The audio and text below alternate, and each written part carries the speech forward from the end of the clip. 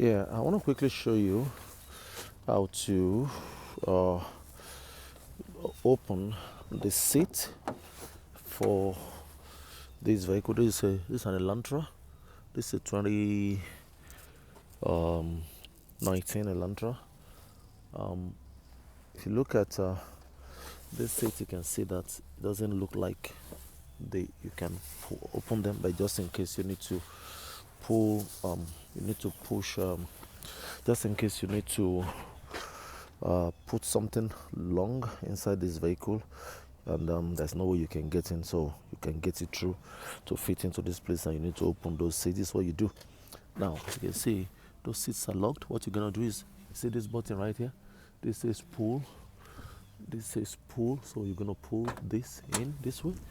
You pull this. Once you pull this too, that automatically unlocks this seat. So as you can see now, you can pull this in, and then you can pull this forward, and that's pretty much how you open this seat, so you can have more luggage space to fit in your things.